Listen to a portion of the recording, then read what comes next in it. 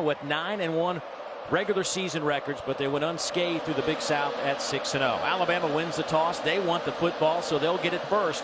And we are seconds away from getting underway here at Bryant-Denny Stadium. A pooch kick, short, taken at the 35-yard line. And with that, an opportunity to go down to the sidelines and check in with Casey Smith.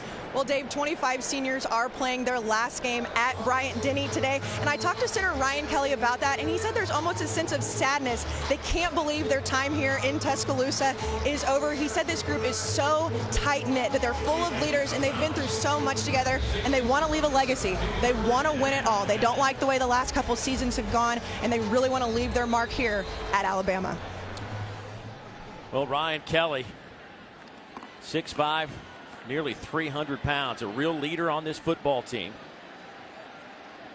Anxious to see how much we will see these starters. We will see the first play of the game.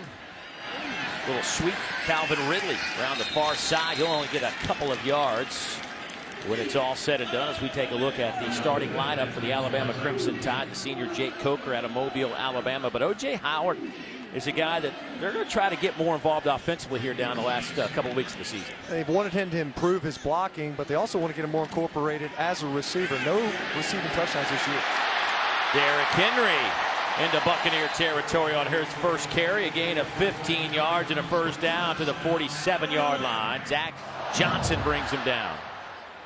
And Derrick Henry, this is what we talked about in the open, what makes him so special. He's a one-cut runner. Wants to stick his foot in the ground and get upfield, give him just a little bit of a crease. Throw near side.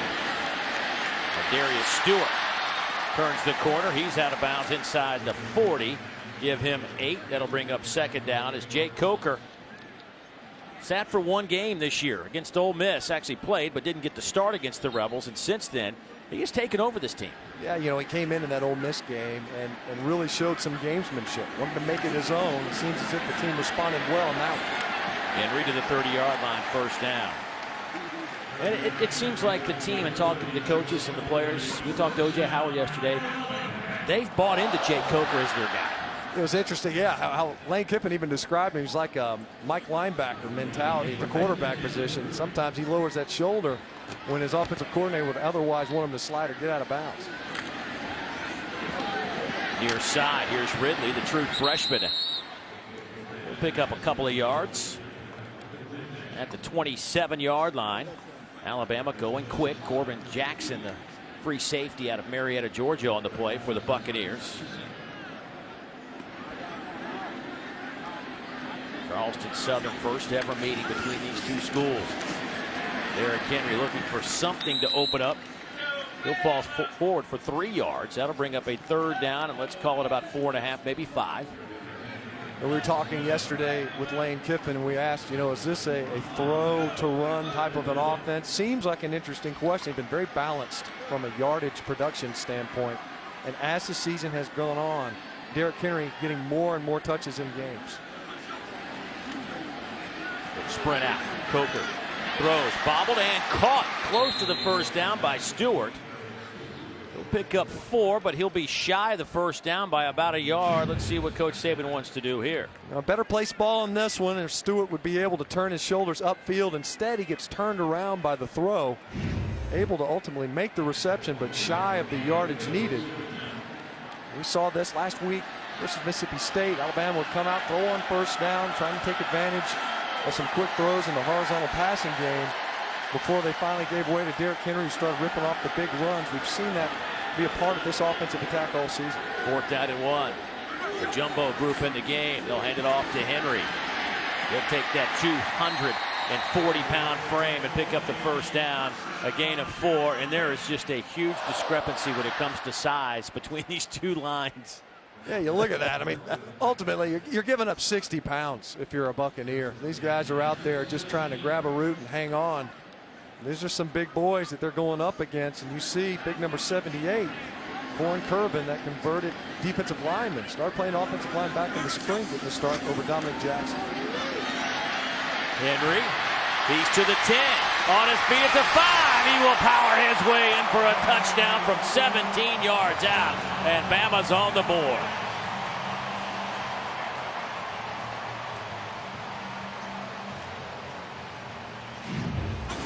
done it in 15 straight games. And you see nice block that time by fullback Michael Nicewander to escort the big tailback for Alabama into the end zone. He has been the focal point of this offense all season. They knew what they had in their offensive backfield. Thought maybe he could share more carries. The injury to Kenyon Drake certainly sidelining some of that opportunity. But he has gotten stronger as the season has gone on. See that now, 16 straight with that touchdown.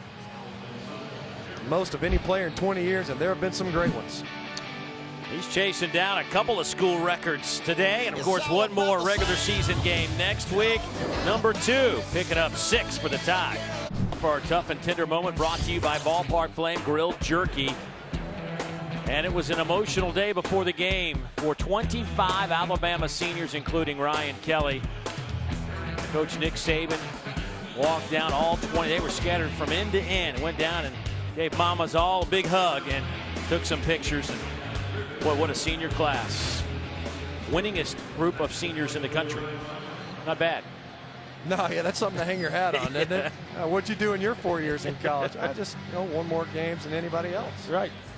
You see one of them, key component there, and big Ryan Kelly, offensive line that's working to be more consistent. But you can see what they've been able to put together. That's a pretty sporty resume. Alabama will kick it off. Adam Griffith will have the honors. This kick taken by Darius Hammond. He will take a knee. Let's go back to that last touchdown, capped off by 17 yards from Derrick Henry. No, we don't see this a whole lot. We got Nicewander in here. We're going to see basically 3 pullers. They're going to get 3 blockers at the point of attack. All get out. O.J. Howard does a great job of blocking down and allowing the pullers to get out and loose. See Cam Robinson, who's playing a lot better football, started the season a little bit slow at his left tackle position, but showing some of that athleticism. Does an excellent job in pass pro. But this is a guy that he doesn't need a ton of help. 70% of his rushing yards this year have come after contact. His offensive line does a good job getting him clean to the line of scrimmage. He's hard to bring down. Now Charleston Southern runs this option game out of the shotgun, a 2-back set.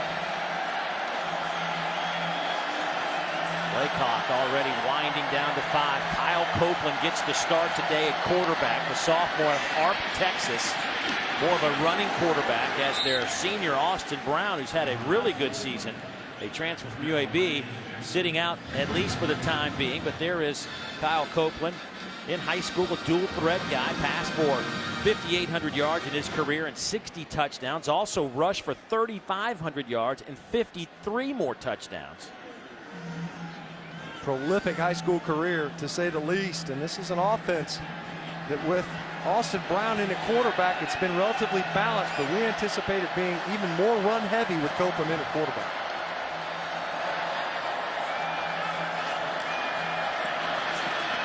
There's the pitch near side. Alabama right on the spot. Talking to Kirby Smart yesterday, how difficult it is this late in the year to prepare for a team that runs 90% option offense against you. Right, something that you don't see all season long. There's really nothing that you build on that says, remember when? There is no remember when. We haven't seen it all season. So when they get those looks, it's such a challenge, and it forces your defense to play differently. It's different looks and sets, something that this unit hasn't seen all season long. Charleston Southern averaging 36 points per game, 230 yards rushing, 244 through the air. But this is a different monster. They try to set up a slow developing underneath pass to Mike Holloway. I would said a screen, but there was nobody out there helping. No, but the pass rush got upfield so quickly that you think, I wonder if in fact they were inviting him, baiting him upfield, but then nobody released a block. Either way, we know that in this game, Charleston Southern, they've had a good deal of success offensively this season. But getting in third and long situations is not part of the formula. Hasn't been for anybody, of course, but this unit, as we mentioned in the top, does such a good job of getting after the passer. Nice snap. Jewett Burns, end over end kick, takes a favorable bounce. It'll be down at the 45-yard line, and that's where Alabama will have it. Derrick Henry in that last drive had 5 carries, and we'll see what he does in his opening season in the SEC. Good luck to Avery. Little play fake to Derrick Henry. Pocket collapses. Coker scrambling out of trouble. And he will pick up a couple of yards. See where they spot it. Maybe a yard after he steps out of bounds. Near the 46-yard line. See that? Kind of reminiscent of the game last week where we saw Jacob Coker flushed out. Mississippi State did a good job getting upfield. This time, Charleston Southern forcing him off his spot. Ramir Thomas able to get upfield. Carry goes to Damian Harris, the true freshman. We expect to see him quite a bit today. Number 34 out of Kentucky was certainly one of the highly sought after running backs in America last year. It's hard to crack the lineup when you're behind number 2. That's right. Yeah. I'll tell you what, he's still a big guy, 5'11", 205, but watching him run off the field next to Derrick Henry, it's almost like a run, about 5 inches shorter. It'll be 3rd down, and let's call it 7. There's the tight end Howard. He's to the 41 of the Buccaneers. That'll be a 1st down after a pickup of 12. Corbin Jackson, the junior free safety, brings him down. Well, we knew that they were going to try to get a hold of him. Here's O.J. Howard. We mentioned he did a great job blocking on the touchdown run by Derrick Henry. It's like having another receiver on the field all times. A guy that can run as well as he can. He's done a much better job as a blocker. And we said that would be one of the points of emphasis for Alabama today, to get him incorporated as a receiver. Going up top. Looking for Ridley, incomplete. You look at Alabama this year, that's something that Jacob Coker in this passing offense hasn't done as good of a job as the downfield passing game. Only completing 37% of those throws. 4 of his interceptions coming on those downfield throws. We've seen a couple of times where they'll be off of heavy play action, deep throws, go into coverage. That time, just too much juice. As fast as Calvin Ridley is, he wasn't quite fast enough to catch up with that. Last week, Coker 60% through the air, but he had a 4-game stretch there where he completed over 73% of his passes. Toss sweep near side. Henry waits for the hole, and it closes up quickly. He will still scoot for 5 yards. That'll bring up a 3rd down and 5. I have to maybe credit his left guard, Ross Piercebacher, with this tackle right here. You see Henry just gets tripped up just a little bit. A big high count running back. Guy that can typically run through contact. You'll see a similar blocking scheme to the one where he scored earlier on the opening possession.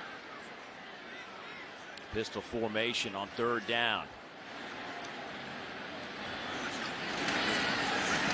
Go with Henry here. He has the 1st down to the 25-yard line. Give him 11 more yards. You look at what Alabama will do on 3rd downs. And even last week, ripped off a big run on a 3rd and almost 10 versus Mississippi State. Not only is there a size advantage, there was a numbers advantage this time to the left side of the offensive line. Easy pickings that time for the Crimson Tide front.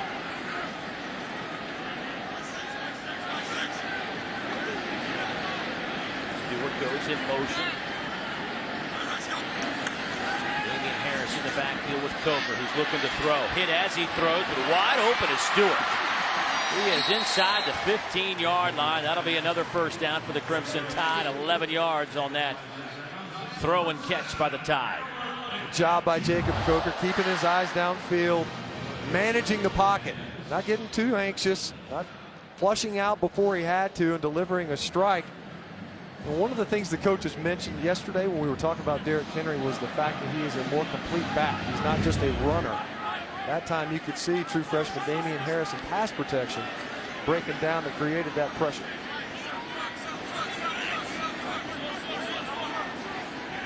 Drive started at the Alabama 45.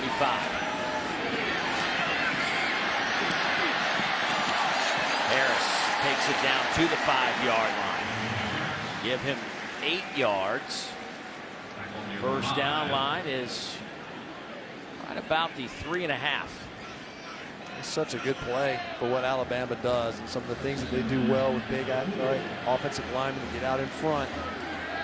With their backs, a downhill head of steam makes it so challenging defensively, not only to maintain the edge, but able to have forced defenders to come up and make tackles on these backs. Here's Henry, cuts it back.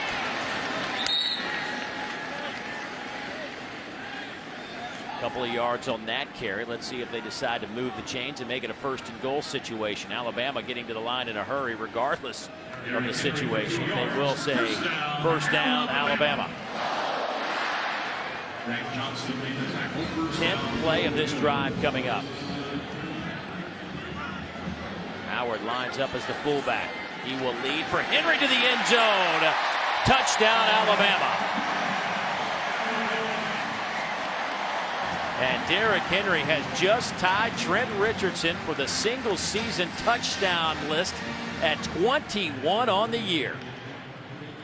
You can't say enough about what Derrick Henry means to this offense. I knew he'd probably have a good start in this game here today, but it's been consistency that really stands out. He's ripped off big runs. It's been, and sometimes in points in this season, a bit of a boom or bust type of an offense. When it's boomed, it's largely been with the ball in number 2's hands. Well, Derrick Henry does it again. 2 drives, 2 touchdowns for number 2. 9 carries, 68 yards in Alabama. Well, we had a pleasant meeting yesterday with Coach Saban and the staff. Certainly during the week, though, wasn't so pleasant at his press conferences. And if you weren't around or didn't pay attention to social media, somebody asked Coach about getting some young guys some action against the Charleston Southern team, and Coach went a little crazy on him, had some interesting comments. And the reason being was back in 2011, Matt, Georgia Southern came in here. They weren't yet an FBS team yet, and they lit them up for over 300 yards on the ground with an option game. You think it still bothers the coaching staff here? Oh, yeah. Well, what was so great, I think, about that press conference was I don't think anyone did ask him about getting the young guys in. I think that commentary was coming no matter what. I think in his head it was like, 3rd or 4th question, it could be about my whatever, my sweater choice in the press conference today. I'm going to blow these guys up. And the message was to go to the locker room. He wasn't speaking to the media. He wanted his players to hear that this has happened and hadn't gone well before. That 2011 defense, folks, was crazy good. And they got torched for 300 yards on the ground as that return's taken by Darius Hammond. And our first visit with Dari Noka back in the studio. Hey, Dari. Greetings, Dave. It's an SEC Right Now brought to you by State Farm. Let's go check in what's happening on the Plains. After an Auburn touchdown, Idaho had a 71-yard pass play down to the 4. It sets up Elijah Penny with the touchdown. Vandals and Tigers tied at 7, guys. Dari, this has been one of those days. I mean, you just couldn't expect or see this coming. These are payday games. We talk about this. The teams are supposed to come in, you're getting paid to lose, and they're just not complying with that portion of the contract. Charleston Southern coming here with a $500,000 carrot in front of them with a substantial amount of money for their program. Nowhere to run. Reggie Ragland throwing Kyle Copeland to the turf, a loss of 3. Well, we're talking about the struggles around the SEC today. Citadel upset South Carolina. That will not sit well in the Palmetto State for South Carolina fans. And then Florida barely escapes Florida Atlantic, who came in with just 2 wins on the year. Yeah, they had receivers with their hands on the ball. Back-to-back plays did Florida Atlantic, almost with what would have been the upset of the season. Just about 5 minutes to go, opening quarter. Ben Robinson in the backfield on 2nd down and 13. Boy, just nowhere to run against this front of Alabama. And, you know, this is our 2nd time here. And the first time I was just wowed by some of the comments from Kirby Smart about how good this group is. And yeah, they're good, but I think what stands out to me is how many guys they play and they don't drop off. They're like shark teeth. There's just rows and rows of them. They're all the same. You just get a whole fresh set. Ashawn Robinson, Jaron Reed, you roll those guys out. That's fine. We'll put Dalvin Tomlinson in there. You got great players that just replace great players, and they're fresh because of it. 3rd down and a dozen.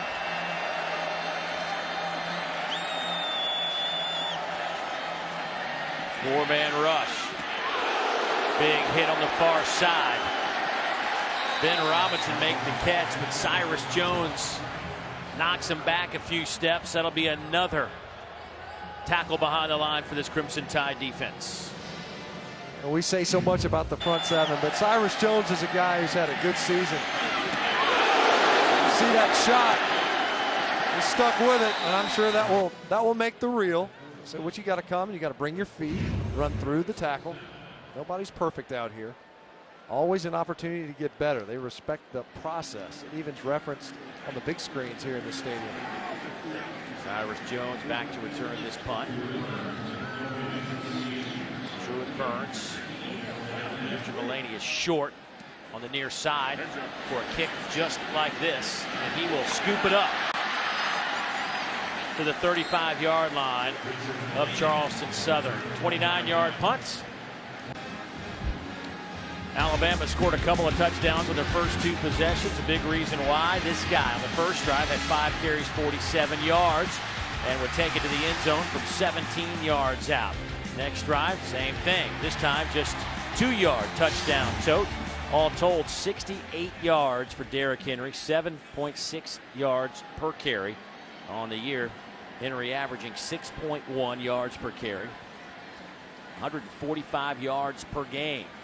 Alabama's offense with a very short field after the punt at the 35-yard line. Damian Harris out of Kentucky, a former Gatorade State Player of the Year. Coker complete to Calvin Ridley. Pickup of 14. Malcolm Jackson on the coverage for the Buccaneers. Calvin Ridley has really taken up the mantle there at the receiver position. You know, they purged quite a bit of production at that spot, obviously with Amari Cooper departing and taking his skills to the NFL. And Calvin Ridley, as a true freshman, when they lost Robert Foster versus Ole Miss, has really had to scale up his production and has answered the bell. Closing in on 60 receptions for the year, averaging 6.5 catches per game over the last 6. Here's Coker to throw again. Pump fakes, now going to the corner of the end zone. A lot of contact. Incomplete. Mullaney out of the end zone. Ramir Thomas on the coverage for Charleston Southern. Excellent concentration by Mullaney. Looks to me like he got his foot down. Yeah, they may have to take another look at this. That should be a touchdown. This is a touchdown. That left foot is down. He controlled that football all the way through. Completed the process of the catch. As the previous play is under review. That's exactly why we have the process. That's right. There are many processes here in the stadium today. Right. This is one of them. Incidentally, both of them, I think, will result in 6 points for the Crimson Tide. You can see his left leg. That foot is clearly down. No question that he possessed that football all the way through. You were just talking about this receiving core and how they've been limited. Boy, getting him to transfer in as a graduate student from Oregon State. I mean, perfect timing. A guy that's experienced, played at a high level in so many different environments that you can rely on. They just don't come around that often. You're right. That's so true. And that's the word. It's to be able to rely on him. He is a reliable receiver, a guy that runs excellent routes. Earned the trust of Jake Coker early on. Knew that he could go to him at key moments. After review, the ruling on the field is reversed. Touchdown. 21-yard touchdown strike to Richard Mullaney. His 4th touchdown reception of the year, and for Jake Coker, his 13th touchdown pass. Mullaney had to fight for that football, too. I mean, it looked to me like they were going to try to get the football to Calvin Ridley on a double move. Coker came back and gave his receiver, and actually gave him a shot at that football. Adam Griffith to attempt the point after. So Alabama taking a short field, 35-yard drive. Jay Coker, the senior, out of Mobile, Alabama, with 13 touchdown passes. This one to Mullaney. 21-zip Alabama.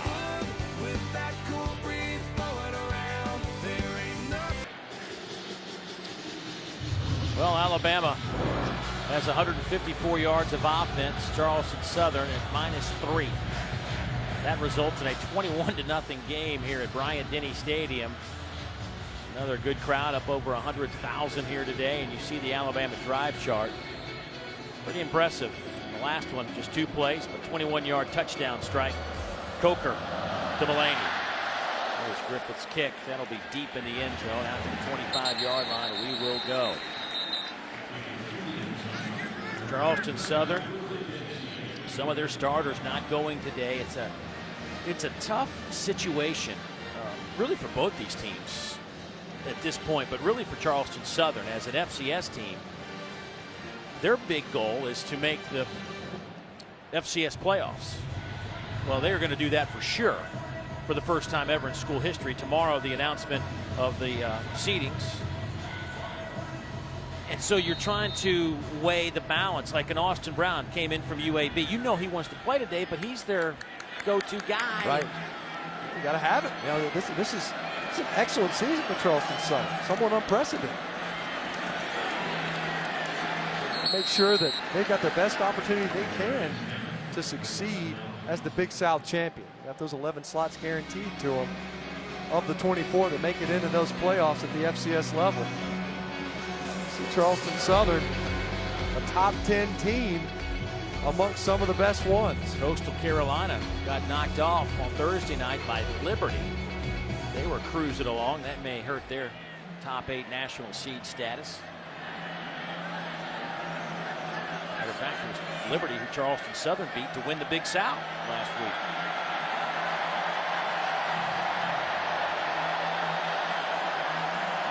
Play clock down to 2. Kyle Copeland trying to find somewhere to run, and there is hardly any space anywhere. Let's go downstairs to Casey. Well, Dave, Alabama defensive coordinator Kirby Smart is over here on the sidelines with his defense before this series, going over what he wants to see them do in their nickel and dime packages. He said, guys, look, when we're lining up, they're not snapping the ball very quick. You have to keep your focus. Do not lose that focus no matter how long it takes for them to snap the ball. Kirby's name been bantered about recently, as it is, seems like the last couple of years, for head coaching jobs. Didn't really want to get into that subject with us. Don't blame him. A hot topic for everyone outside of that building. Here's the option game coming near side. Boy, Alabama swarming to the football today. Nowhere to run for Darius Hammond. That'll be a loss of 5. Another tackle behind the line. Alabama came in with 72 tackles for loss, 38 sacks.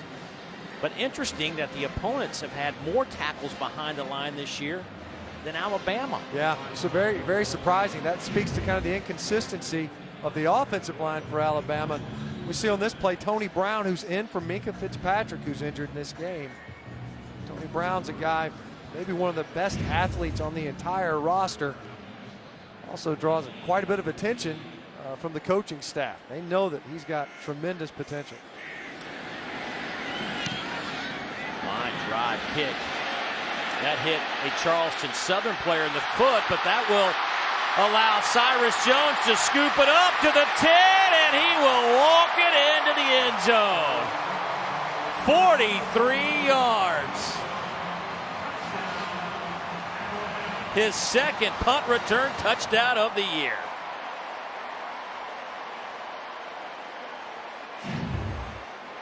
Make that 7 non-offensive touchdowns on the year for Bama.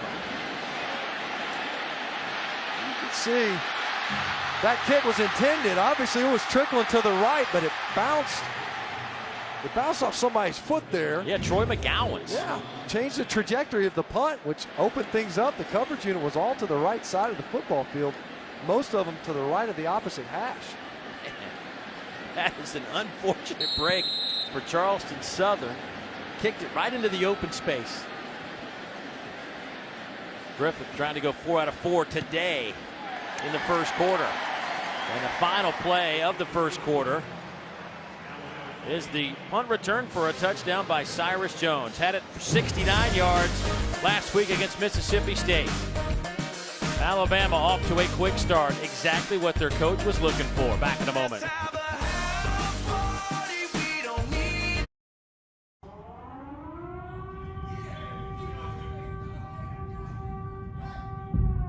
A mouse who finds himself drowning in a bucket of cream has two choices: drown, or fight so hard he churns that cream into butter. Jimmy Graham goes down hard. And simply climbs out.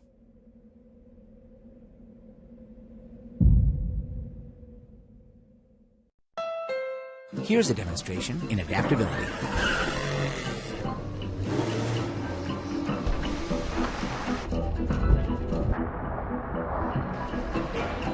The all-new Pilot Elite from Honda.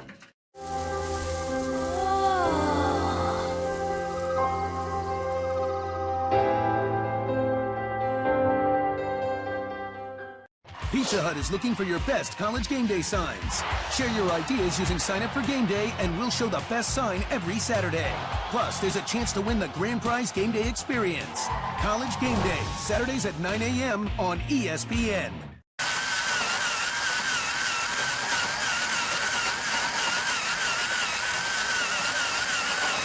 Bubba, you almost done? A few more to go. Great. ESPN College Football Primetime presented by Hilton. The best fans travel to see their teams away from home, and Hilton's ready for you to play. No matter where the game is, you'll always have a place to stay. So scream your heart out and then sleep your face off. Unbeatable prices on 12 unbeatable hotel brands. Book now on Hilton.com and tune into ESPN College Football Primetime, Saturday nights all season long on ESPN.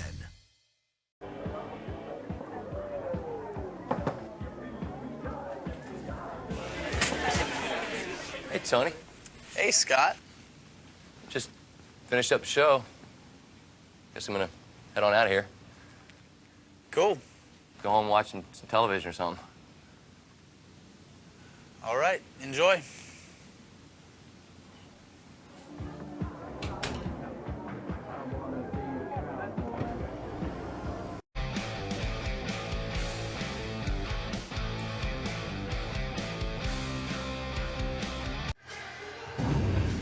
Well, last week, Cyrus Jones did it on the road in Starkville.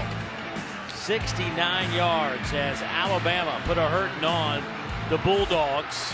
A complete performance by the Crimson Tide, helped by Jones's return. And then just a few moments ago, this is how we ended the first quarter. As you mentioned, a tough bounce, because you see that ball, it took a hard left away from where the entire coverage team was. And credit Cyrus Jones, who came up, was able to field that thing cleanly and take it to the house. Number 5 doesn't need any help in punt returns. And the way that one worked out, it was not advantageous for the Buccaneers.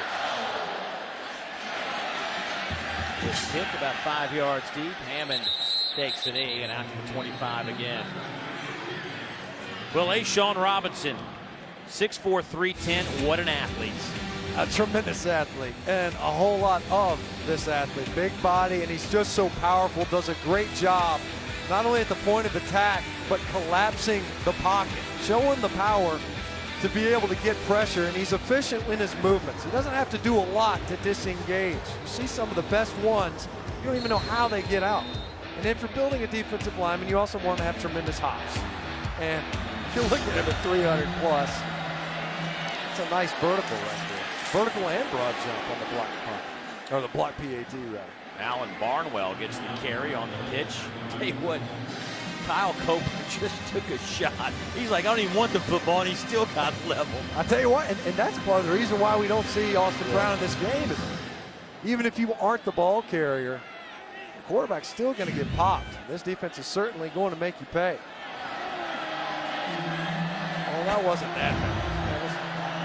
But still, he's trying to avoid that. It's still getting right.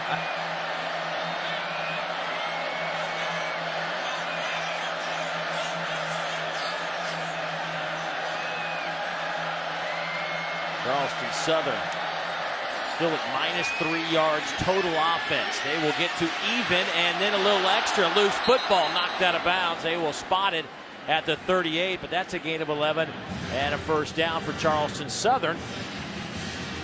As Barnwell on the carry. Well, they're able to actually get it outside. You see Sean Dion Hamilton from his linebacking position caught in no man's land. Charleston Southern able to finally convert a first down in this game. It has been dismal from an offensive production standpoint, but that time Barnwell able to get upfield and pick up the first. 28-0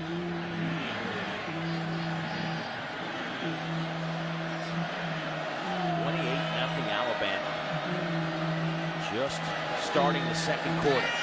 Copeland looking to throw. Spins it near side. Nobody there. Was looking for Colton Korn. Eddie Jackson on the coverage.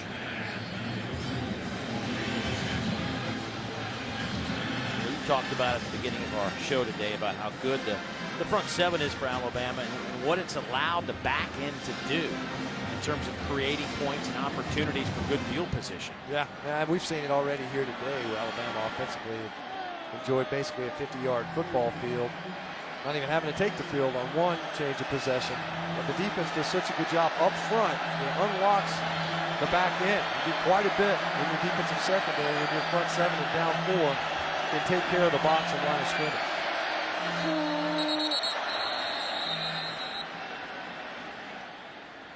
Charleston Southern will take a timeout.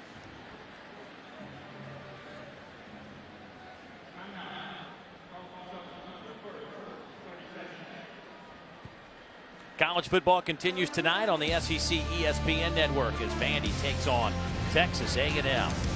Then on the SEC network alternate channel, Charlotte takes on Kentucky. Now to find the SEC alternate channel in your area, be sure to go to secnetwork.com/channel.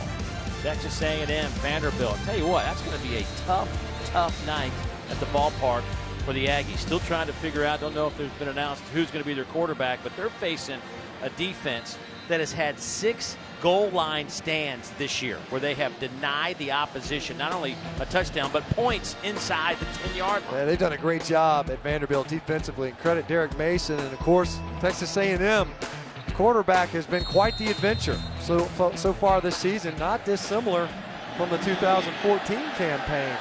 Is it Kyle Allen? Should it be Kyler Murray? Both have struggled the past 5 games. Here's the pitch to the wide side of the field. That again is the junior Alan Barnwell. He will pick up 7.5, maybe 8 yards. Dylan Lee chases him down. First third and manageable for the Buccaneers in this game. Otherwise, we have seen Kyle Copeland being forced to attempt passes downfield. Back-to-back plays, though, where they've done a good job getting the ball outside. That's one of the things you force defenses to do. The defense on the back end, when you're getting the pitch man, the outside runner, the secondary has to roll up, make tackles, and there are typically blockers out in front diving at your legs. Third down. Then Robinson in the game at running back. No option. Here is Robinson trying to get that first down line, and he'll be about a yard shy, I think. Tony Brown comes up to meet him just shy of the line to make. Reggie Ragland also there chasing him out of bounds. See when they get outside, Colton Korn, number 11, doing his best to hold on to his block. Was incapable of doing it. You see Tony Brown and Reggie Ragland. Number 19 for Alabama. He's got such tremendous range. Does a good job diagnosing. But this is a different type of an offense. You see here now, Jimmy Chadwell going to go for it on the 4th down. Well, why not? They'll run the option.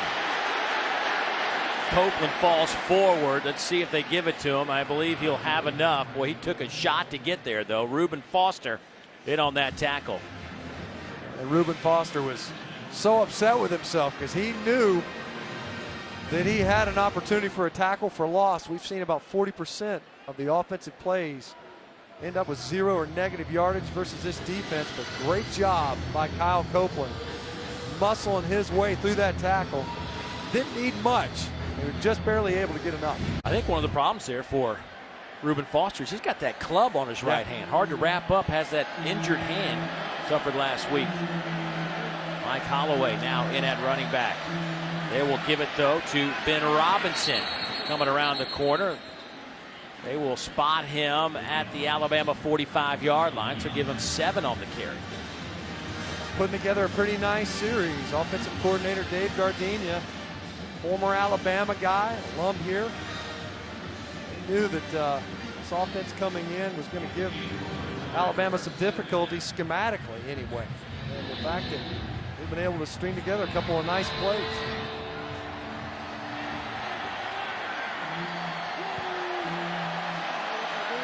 Second down and 4.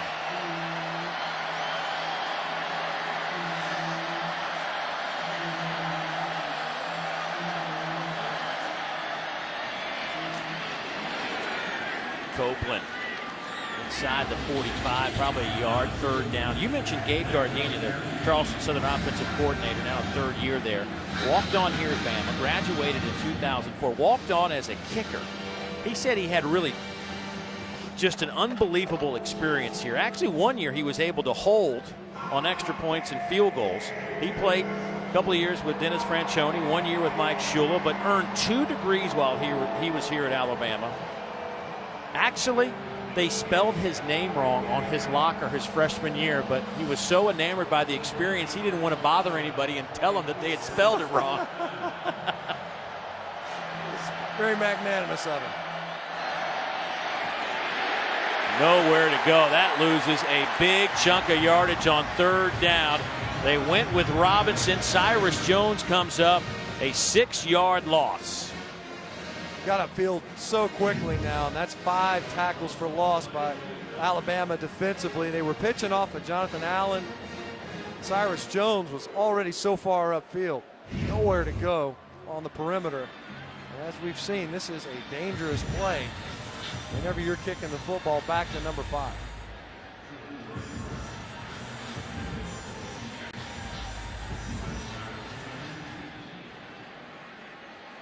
So again, Truett Burns, the punter. End over end. This one does not hit a Buccaneer player, and it will be down inside the 15. So Alabama will have the football. All right, Dari, well, here's the scenario. Ole Miss clinches if they win out and they get an Alabama loss next week in the Iron Bowl, but Alabama, simple enough. Head over to the loveliest village, pick up a win, and you're going to Atlanta. That's right, win and you're in. And you look at it, Ole Miss putting it on LSU. LSU really falling apart down the stretch. We've mentioned Alabama can beat teams more than once. By that meaning, they don't play that great after you play the Tide, averaging about 13 points fewer than they do coming in. Do teams that come in and face Alabama. Les Miles might not have a great Christmas if this thing continues to unravel. Santa might still stop by the house. Bring us some gifts. Good to see Santa out and about. Looks like he's ready to go for the holiday season. In fact, later in the show, we're going to have our favorite holiday traditions discussion. I'm weighing all my options. So many to sift through. 4-man rush. Coker going up top, looking for it all. Incomplete, no flags on the play. Calvin Ridley thought his arm might have been grabbed on the way down. Malcolm Jackson back in coverage for the Buccaneers. Yeah, it looked to me like Malcolm Jackson got his hand over on him a little bit early. Certainly ball in the air. Looked like he was, maybe timed it just right. Watch him reach. There was contact prior, but I don't know if it was quite enough to warrant the flag. See Alabama taking that shot downfield. Bootleg near side on the run. There's Stewart with the catch to 35. They'll spot it there. A gain of 21. Malcolm Jackson, again, the defender for the Buccaneers. We mentioned Calvin Ridley and what he's meant to the offense in the passing game. Richard Mullaney with a great catch and the touchdown, but Ardarius Stewart, well, he's one of those guys coming into the season that was one of the few known commodities from last year. When you look at Mullaney, new entrant, Calvin Ridley, a true freshman, Stewart, kind of the gray beard as far as the wide receivers are concerned.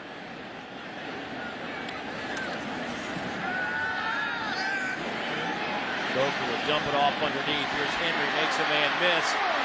Derrick with the first down. He's in Buccaneer territory, still on his feet. He's to the 38, finally swarmed down there, but a big gain for Alabama of 28 yards. He stays in to block, checks, and releases. Jacob Coker just taking what's there, and it's not always a bad thing if you check the football down to Derrick Henry, who forced 3 missed tackles on that one reception. Alabama going quick again. Seen quite a bit of that today from Alabama. First down and 10 from the 38. Meanwhile, on the other side, Charleston Southern let the play clock go down to 1 second nearly every time. Damian Harris picks up 7. Let's go downstairs to Casey. Well, Dave, we can obviously talk about all the great things that Derrick Henry does on the field, but off the field, offensive coordinator Lane Kiffin said he's just as impressive. He said he's extremely humble. He's a team guy, and not once this season has he complained about getting more carries. He just really wants to do what's best for the team. Great guy on the field and off the field as well. His work ethic has been discussed on more than one occasion in our meetings. Here's Coker. Pass caught. Touchdown, Alabama. Calvin Ridley with his 5th touchdown reception of the year. That one goes for 30 yards, and the Tide cruise it here in the first half. Jake Coker has done a good job in this game and has demonstrated in others. It's a good job throwing the football on the run. You know, and we've seen demonstrated as a scrambler. More athletic probably than folks gave him credit for coming into the season. Already referenced what he did versus Ole Miss. Came in, didn't get that start in this game, even on this drive. Lane Kiffin moving the pocket, getting his quarterback out and about. Did a good job throwing strikes.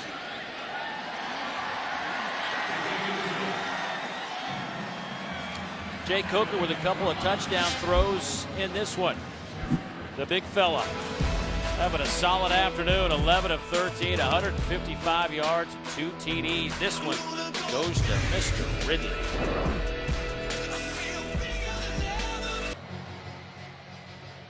Time now for our Aflac trivia question. Alabama's won 58 straight games against unranked teams, the longest streak in the country. Can you name the last unranked team to beat Alabama? Think about that. Man, 58 straight.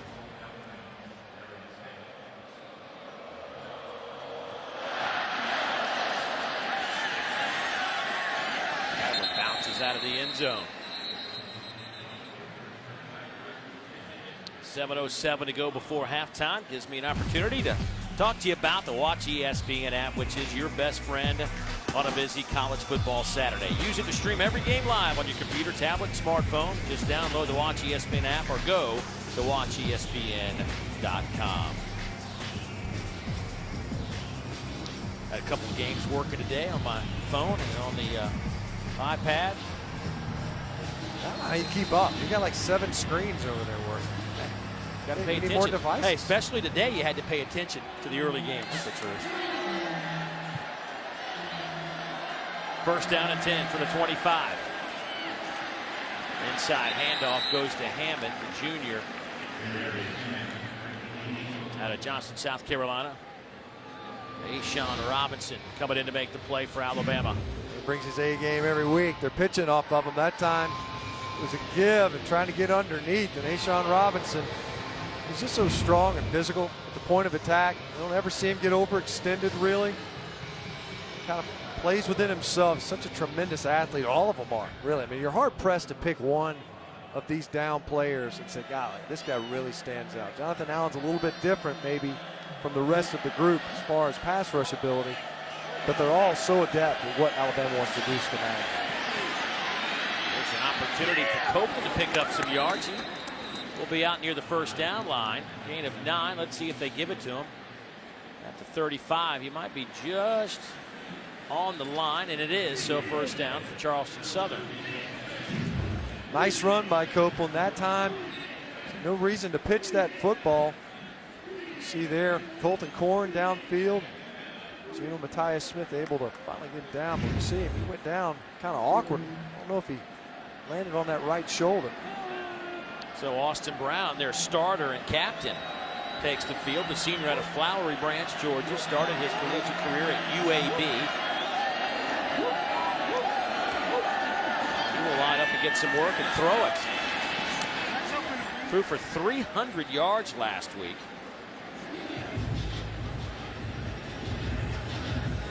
See that Austin Brown, he's trying to get loose. Not surprising they came out and threw it. Well, the idea we mentioned earlier in this option attack, if you're going to run the option, your quarterback is likely going to get popped. He's going to get shot whether he ends up with the football or not. But to protect Austin Brown, that's the idea coming into this. The coach has mentioned that he's been a little bit banged up. Whenever you run that type of rush offense, option looks, your quarterback does take a pounding. Wouldn't be surprised Charleston Southern's safe with the pass. 2nd down and 10. Brown will throw. Slings it. Only a couple of yard pickup, though, by Holloway.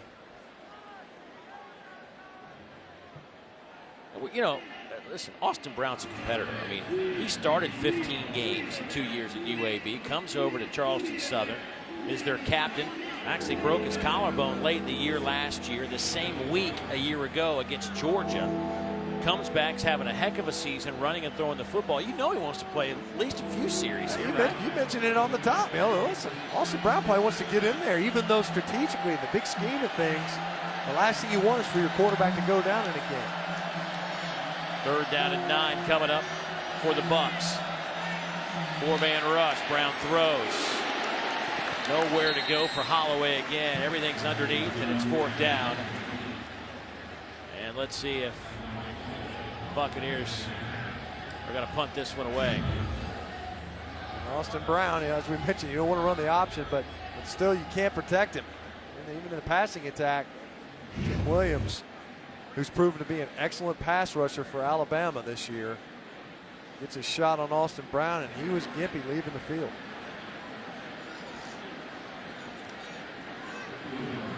Not exactly 100% healthy coming into this one, but generally speaking, at this time of the year, anybody that plays a bunch of snaps, not real healthy.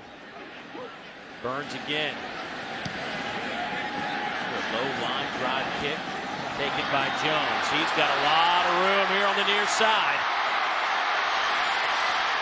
He's to the 30. He's to the 20. Can he do it again? Yes, he will. No flags. 78 yards.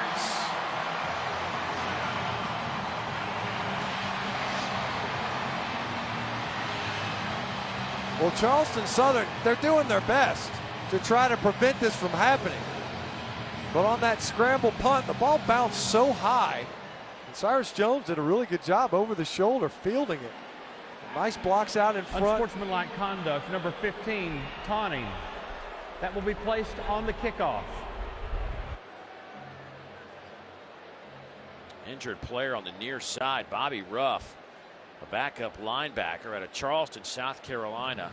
The Alabama training staff right away saw the injury. They ran down there immediately. And now the Buccaneers staff attending to Bobby Ruff.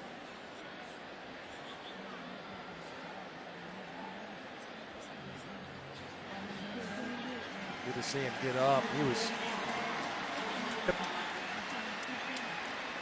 writhing around, clearly in pain for quite a bit. They will actually take a yard off of that return, give it a 72-yard return for Cyrus Jones. He got popped pretty good by Ronnie Harrison, number 15, who I believe was cited for the unsportsmanlike as well in the celebration. We saw him. I don't know if that wasn't a block in the back on Bobby Ruff.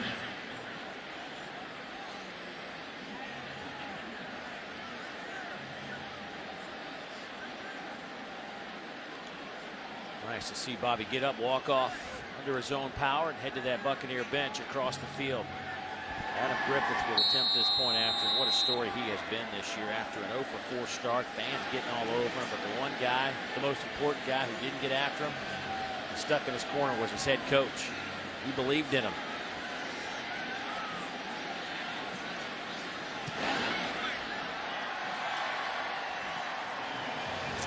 So the point after up and good. Cyrus Jones getting a little oxygen after A couple of punt returns for touchdowns today.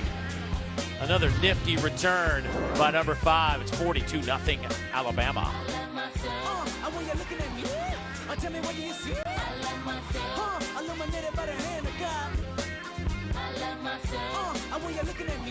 Well, Tar, you asked for quick. Booker gave you quick. That is incredible. That's efficient, right? Anyway, Ashawn Robinson, you got to be efficient as a D lineman. Booger McFarland was a pretty good D lineman. And nothing if not efficient. Dominated. Bam. Boy, Alabama has scored via the run, via the pass, via the punt return. It has been all Alabama from the opening kick. The Tide have 240 yards of offense. Charleston Southern at 31. Alabama averaging 9 yards per play. Charleston Southern 1 yard. Griffith again. Short kick taken by Hammond just outside the 15, and he is met there and dropped. 12-yard return, but Cyrus Jones, speaking of returns, has had a nice day. And the first one was somewhat unorthodox. Bounced off one of the cover men for Charleston Southern's foot, kicked right to Cyrus Jones. Opportune place for it to have landed, and then that most recent punt, high bounce. Cyrus Jones did a good job of fielding it over his shoulder, turning 360 degrees, and the return team did a good job getting him into the end zone to set a school record. 2 punt returns in the same game. Kyle Copeland, by the way, back in the game now at quarterback. Left for a couple of plays last series for Charleston Southern. The sophomore out of Arp, Texas. There's the option game, and he runs right in to the shoulder pads of Sean Dion Hamilton, the sophomore linebacker. There's not a whole lot of time to work, especially when backside pursuit is coming.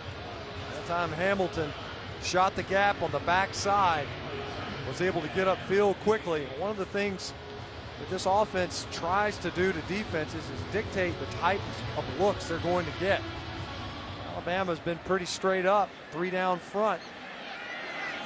You can barely see Jackson Williamson there at center from the end zone.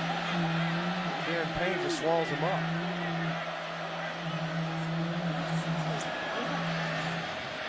Try near side. That pitch is picked off in midair. Cyrus Jones almost had his 3rd touchdown of the day. We've seen this before, Dave. It happened earlier in the first quarter. Cyrus Jones was upfield so quickly he almost took the pitch, and this time he does. Beats the attempted block. Colton Korn got underneath it and then takes the pitch. A former wide receiver. Nice concentration there by Cyrus Jones. You mentioned the over-the-shoulder fielding of that punt. Now to take a pitch intended for somebody else. You know, Lane Kiffin told us yesterday they've worked Cyrus a little bit this year back at wide receiver because of the numbers issue. At some point, I'm thinking I might just go back and let him make some plays on that side of the field. Well, you know, he's got more touchdowns, and he's got more touchdowns than O.J. Howard has as a receiver. O.J. was 0. Maybe he'll get one here today. To the back of the end zone through the hands of Stewart. Well, that was 90-mile-an-hour fastball from Cooper Bateman. Bateman snuck into the game at quarterback. A short field to work with. I think they were actually trying to get the ball to O.J. Howard on that call, the rollout. Quick sprint to the right. Well covered. Cooper Bateman a little too much mustard on that one. Fresh on. They'll go handoff. Loose football. They're going to say he's down or not. Yeah, they're going to say down about the 1-yard line. Harris reaching for the goal line. Nice hold there on the right side of the offensive line. He's got possession. You see it there. Yeah, he's already down. Stretching that football out. Tim Robinson almost was gifted with a touchdown. Bo Scarborough checks in at running back.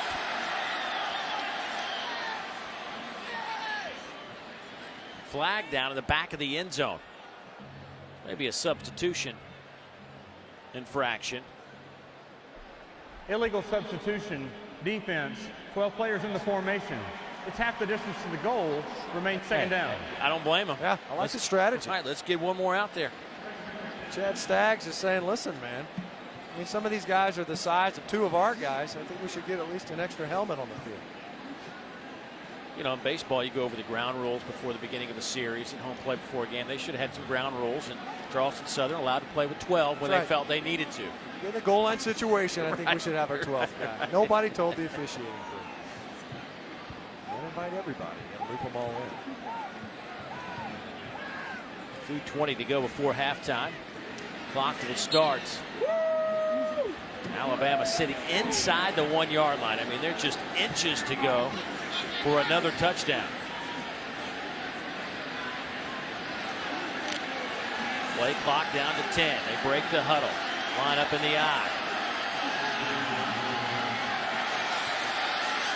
They'll give it to Scarborough.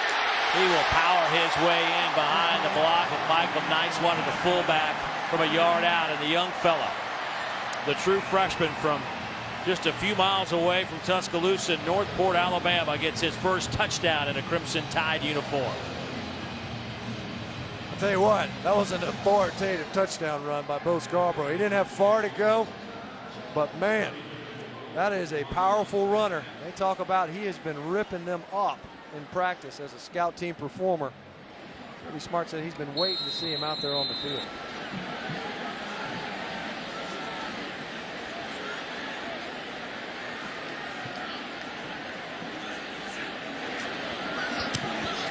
So today alone, Adam Griffith 7 out of 7 in the extra point department. Tell you what, the 2 freshmen, Damian Harris and Bo Scarborough, are going to get some work today.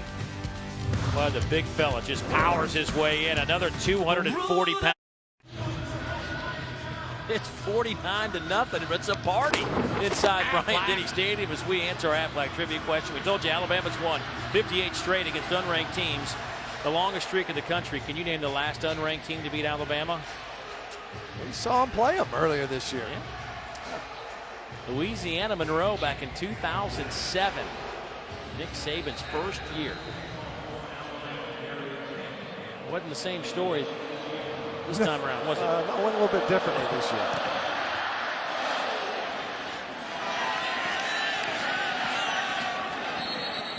Hammond takes an knee out to the 25-yard line. And, well, I don't mean to do this to you, Alabama fans, but this was the last time it happened, 2007. Louisiana Monroe gets the touchdown late as Calvin Dawson had 33 rush attempts, 91 yards against the Tide. They went on to upset Alabama 21-14. And not a good day, but one of those monumental moments for this program. The foundation being laid and everything he talks about probably a little bit clearer the next day. Yeah, oh, no question. Yeah, so here's my example. Case in point. You better buy into my process.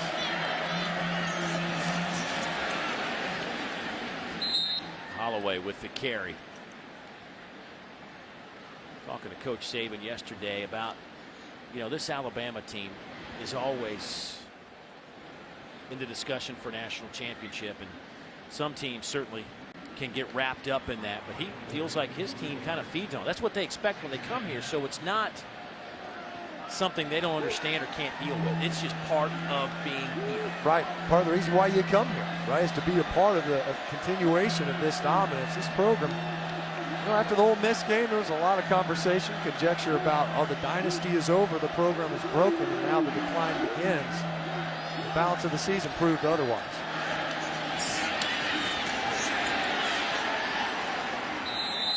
Gain of a yard. Aim, true freshman nose guard. Here's some of that dominance we've talked about since that 08 season. Staggering numbers. Well, it's funny when he mentioned that, you know, the expectation of excellence and the pressure, and you could tell how much time they spend on the psychological, the mental aspect of this game. But so much is said about the physical attributes of these teams, how big and strong they are, how well they develop players. But there's a big piece of it that's mental. So the past couple of games, we've seen this. The relief syndrome, he said, where guys would get up on teams and kind of relax a little bit. Cost them in the Sugar Bowl season. Incomplete, stop the clock with 17 seconds, and it'll be 4th down. It's not often you hear coaches reference relief syndrome. It's not something you hear that it just pops up in the production meeting. But it's one of those aspects where these coaches are honing in on that, and they're afforded that opportunity. You've got a lot of finished products coming into this program, 4s and 5 stars. So at what level are you developing players? You get them in the weight room, but the other piece of it is psychologically, are they prepared for the expectations at a program like this one? Double safeties again. Delaney short. Fair catch called for by Jones. He will scoot over and make the grab. So no return this time around. Well, Wednesday, the SEC ESPN Network grants you an all-access pass into Arkansas football for their big game against Mississippi State. You'll get never-before-seen footage and sounds from pregame to postgame. SEC Inside, presented by Chick-fil-A for Mississippi State and Arkansas, Wednesday, 7 o'clock Eastern on the SEC ESPN Network and streaming live on the Watch ESPN app. Well, you mentioned Arkansas. They came and played this Alabama team, and ever since that loss, they probably are the most improved team in the league since the midway point. I would agree. Yeah. And we've seen this happen before with Arkansas. Last season, they lost to Mississippi State, and then they were a different team the rest of the way in. It seems like it's defensively when they start to click, it just takes them a while to get going. Harris on the handoff, and that'll probably be the last play of the first half. A half that was dominated by Alabama. Scored just about every way imaginable. They lead it 49-0. We will hear from Casey Smith with Coach Nick Saban coming up on the Auto Owners Insurance halftime report. But Alabama leads it by 49. Time to get it to Dari and the gang in the studio. Coach, the first time you face an option offense this season, how's your defense doing against it? I think we did a pretty good job so far. You know, they didn't play number 4, their good passing quarterback, and I think some of the play action passes are what we were really concerned about.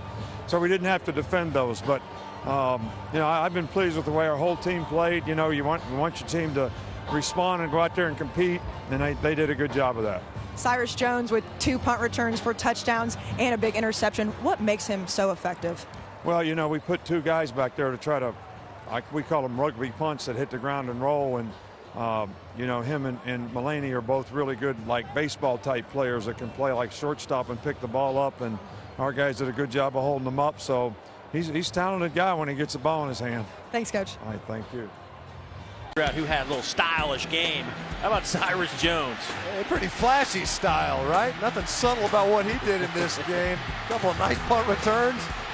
A nice kick off the shoe. To get to that first one, then the second one, showing some great hands. Infielder style, getting that ball. Taking that one to the house, and then, you know, he got greedy. It wasn't enough. Special teams wasn't scratching the itch. So he had to get in there and make a couple other plays, not only with tackles for loss, but on a play very similar to that one where we just saw taking the pitch. Gotta love that right there. That's a great play. And he almost took it to the house. Yeah, I know what? I bet he's disappointed. Yeah. Very disappointed. 5 yards short. Alabama will kick it away to begin the second half, and out to the 25. The Charleston Southern offense will go to work. Let's go down to the sidelines, visit with Casey. Well, Dave, I talked to Charleston Southern head coach Jamie Chadwell right after halftime, and he said that they knew coming into this game that Alabama was just a better team than them, but they were disappointed at some of the things that happened in the first half, one of those being a turnover and a botch punt. He said they're very uncharacteristic. He said he felt like his team almost gave up a little bit in the first half, and that was the message at halftime. Guys, keep playing. You're a good group of kids. We've got a lot to work for with the FCS playoffs coming up. Thanks, Casey, and that's certainly a tough situation for Charleston Southern. They'll start this drive at the 25. They'll go with Kyle Copeland at quarterback. He will run near side and get knocked out of bounds. And he'll lose a couple of more yards. Sean Dion Hamilton coming in to make the play. That is now 7 tackles behind the line for this Alabama defense. They are closing in on 80 with a week of regular season football left. You couple that coming into the game with 38 quarterback sacks, and very few defenses are able to penetrate the offensive backfield as well as Alabama does. And the other challenge, of course, is that even if they do just hold the point of attack at the line of scrimmage, you're not getting much farther than that, especially on the ground game.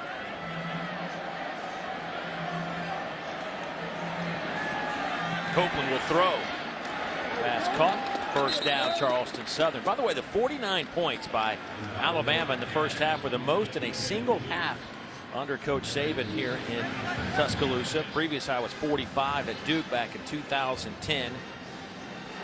It's also the most points in a half by a Crimson Tide team since scoring 52 in the first half against Vandy back in 1990 when they led 52-7 at the break. Unbelievable. Well, I mean, look, you get a couple of punt returns and then a defense. They set you up on a 5-yard line off the turnover. Pile up those points pretty quickly.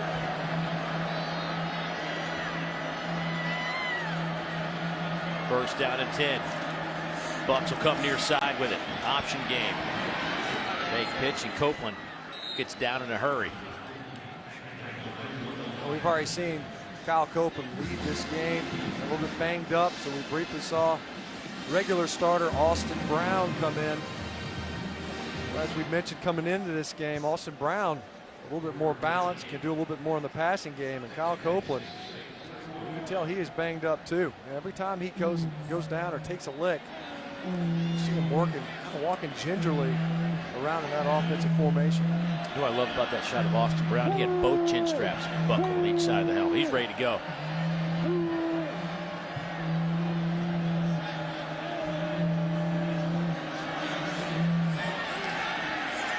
Down the middle, that one is easily picked off on the back end. And this could go for a big gain back to the 30-yard line. Jabril Washington with the interception. Flag down back at the 35.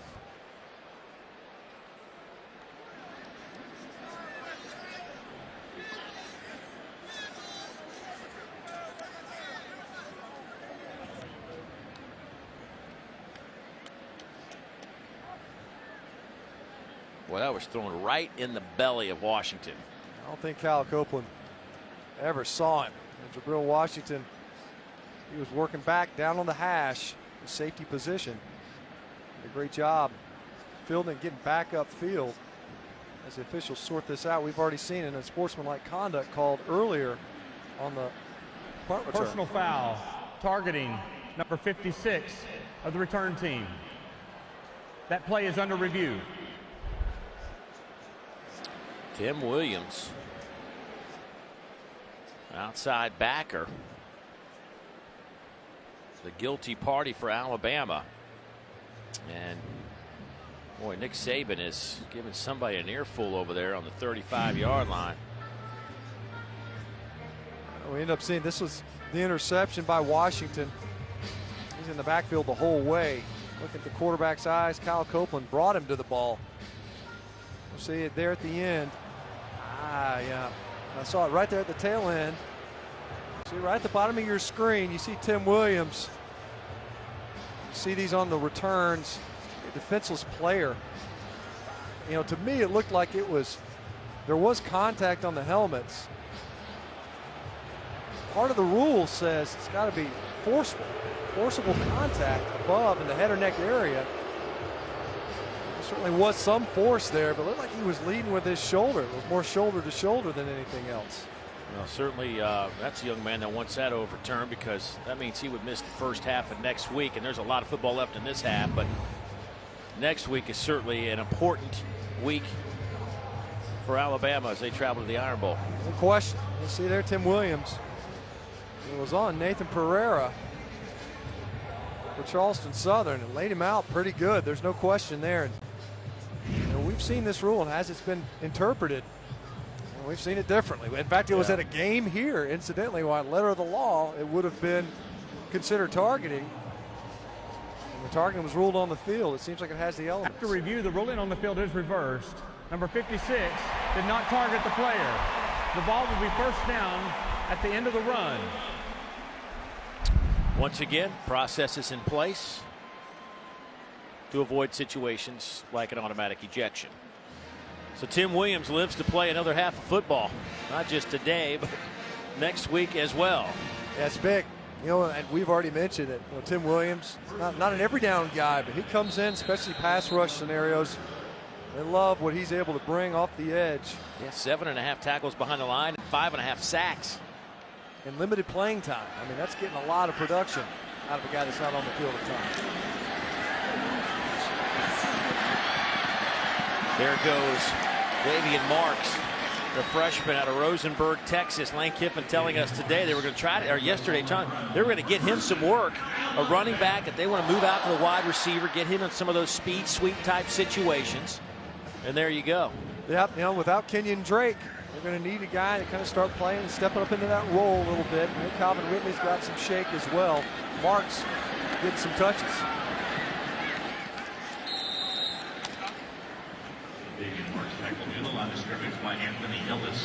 Marks again on the carry. Ellis brings him down, but between Damian Harris, Bo Scarborough, Marks, a lot of these young guys getting some work.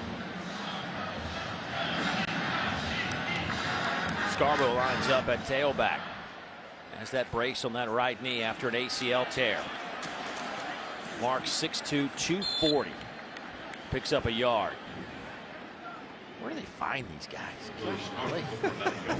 Derrick Henry 6'3", 240. Your quarterback 6'5", 240. I tell you what, I think these guys find them. Right. Here's a guy in Dallas Warmack. There's a familiar name if you're an Alabama fan. His big brother Chance. Big Daddy.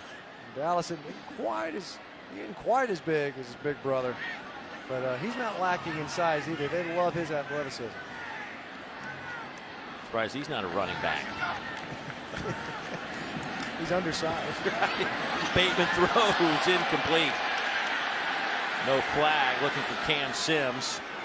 Troy McGowan's on the coverage, and that's a guy right there, 7, that Lane Kiffin was telling us, you know, the numbers are down at wide receiver. Who are a couple of guys that really need to down the stretch pick it up and be more of a factor? And Cam Sims, one of those guys he was hoping would show a little bit more. Yep, and you know, he's getting his opportunity now here in the second half of this game, but hasn't emerged the way they thought he could earlier on in the season, knowing that they had a pretty sizable void they had to fill at the receiver spot.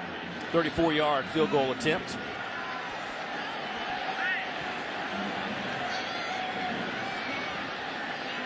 J.K. Scott is going to attempt a field goal. J.K. misses wide right. Interesting that the Alabama punter getting a chance to attempt a field goal. Adam Griffith has been so solid, but this time J.K. Scott misses wide right.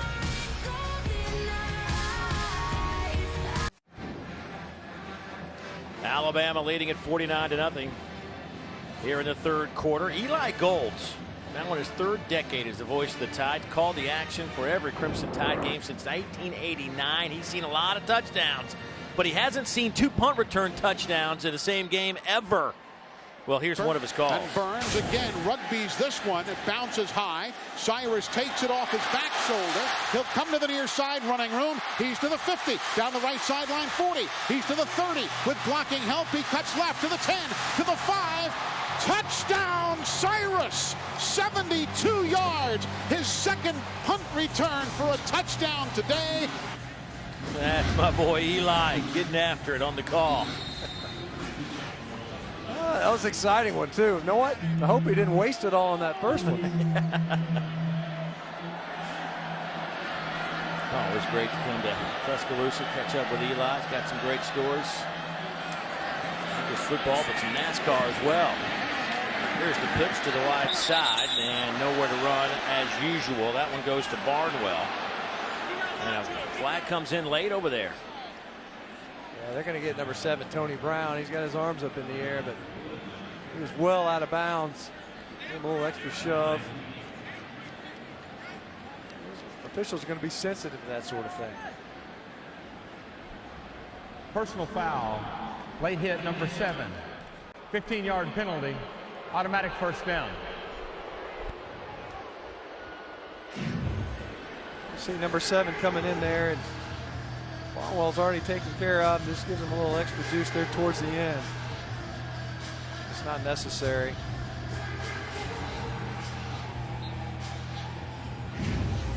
Playing with both harnesses. See those harnesses on his arms. Usually for shoulder issues. See Tony Brown, he's played a lot here today because of the injury to Fitzpatrick.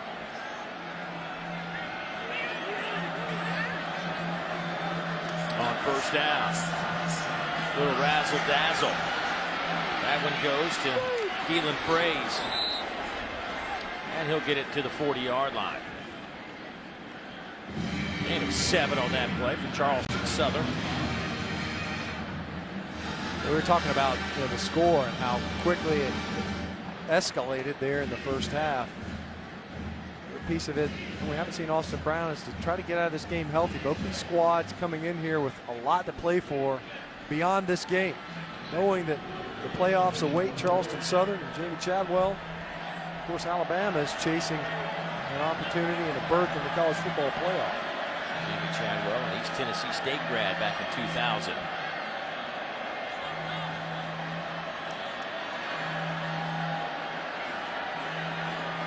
Fraze comes in motion, circles around. They'll run the option game, and Copeland got wrapped up and thrown to the turf after a gain of a yard by Bradley Silv.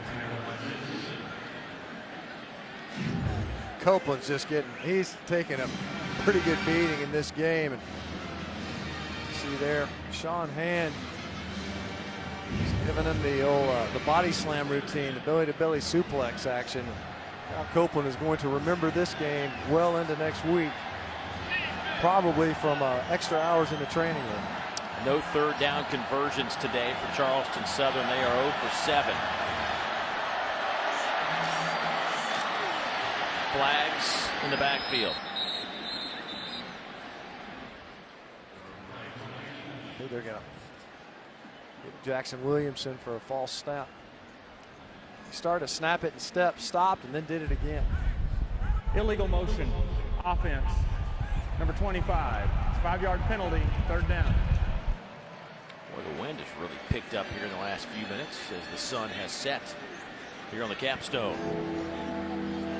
That'll back up Charleston Southern, make it a 3rd down and 6 yards. Well, we showed you at the top of the show how dominant this defense has been all year and where they rank. Top 10 in just about every category. Well, today they have just closed the door on Charleston Southern.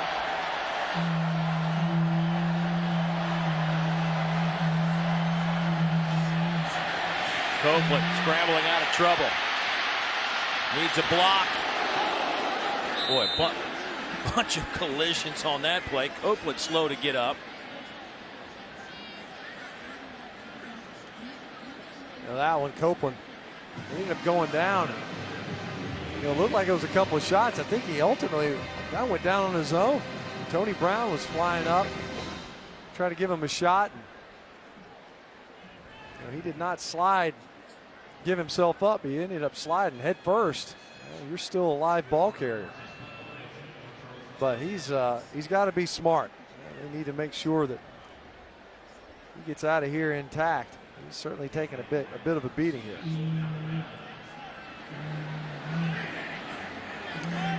Good clean snap. Nice tight spiral. And a rolling catch. Network Football is brought to you by Ballpark Flame Grilled Jerky. Dried to be tough, flame grilled to be tender. Senior day here in Tuscaloosa. 25 seniors before the game honored here at Bryant-Denny Stadium, and so far it has been a nice afternoon of football for those 25 seniors, trying to go out in fine fashion here on the final home game of 2015. 49-0 third quarter football. Alabama from the 21-yard line. Cooper Bateman in at quarterback. He will hand it off to Bo Scarborough. Gain of 3. Bo coming off that ACL injury. Has that right knee brace. young man that grew up here but transferred down to the IMG Academy, who actually played for former Florida State quarterback and Heisman Trophy winner Chris Winkie back at IMG Academy. Still not quite 100%, but good enough to get some work. He certainly looked pretty good on his touchdown run. I know that, and he didn't seem to bother him. Nice play fake by Bateman. Pass is caught on the near side by Sims. Bounces around off a couple of players. Troy McGowans will get credit for that tackle, but a 9-yard pickup, good enough to pick up the first down. Man, he had Derek Keith wide open downfield. 81 running by himself. Nice throw and catch. Missed an opportunity to push it deep for another big play.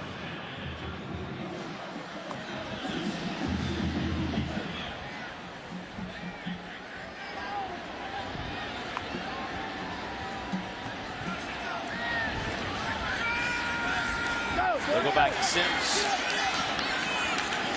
Nowhere to run. No gain on the play. Malcolm Jackson, good coverage by the Buccaneers. Alabama offensively today has put up 281 yards. Of course, 2 of their touchdowns on punt returns by Cyrus Jones.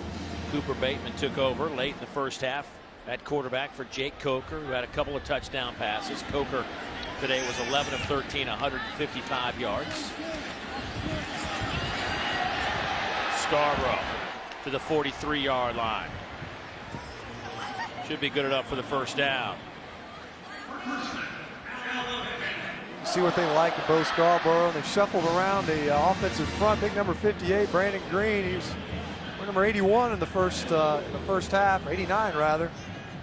Lined up as a tight end. Now he swaps his jersey out so he can play tackle over there on the right side.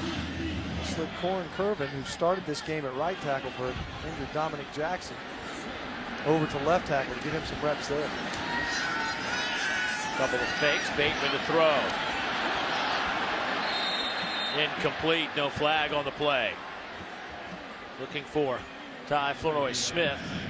Lorenzo Mathis on the coverage for the Bucks. A couple of catches contested. That left hand was wrapped around Flournoy Smith, but officials have let him play by and large, especially in the secondary.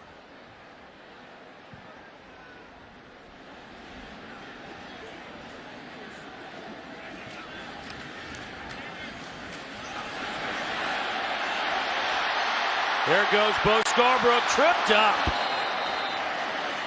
Lorenzo Mathis looks like he just reached out. He was almost on the ground, just trying to grab something, it looked like. See what happens here. Watch 28 in white. You see him coming in there. He ends up getting blocked by Derek Keith. I think it was the 40-yard line. The 40-yard line got him. That paint's pretty thick at this stage in the season. Scarborough's, as physical as he is, ability to break tackles, and that one, definition of a shoestring by a blade of grass.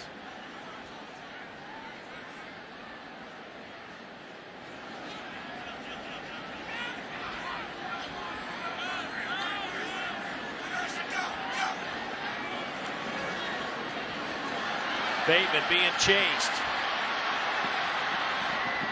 He'll run out of bounds, but lose a couple of yards on the play. Wow, they are letting him play, because to me it looked like the whole right side of the offensive line was early. The clock was rolling down. Barely got that play off. As it is, Bateman ends up getting flushed. See him in there getting those reps. Obviously started versus Ole Miss earlier this season. Ended up ceding that spot back to Jake Coker. These players point to that game as kind of a turning point, at least from the quarterback position standpoint.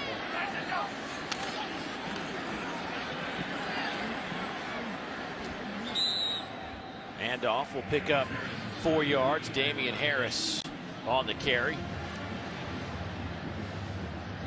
No Kenyon Drake, at least for a couple of more weeks. The senior out of Powder Springs, Georgia, injured last week. Saw him before the game down on the field. Has a sling. But there's a chance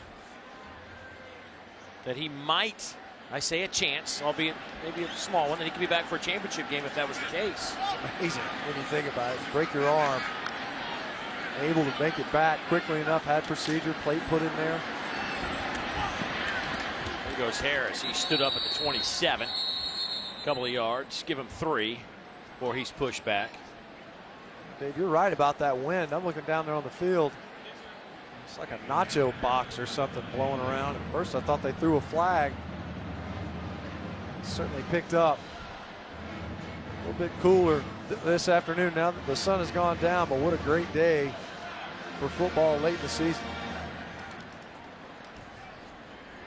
4th down, Alabama keeps the offense out on the field. 4th down and 5 from about the 27-yard line.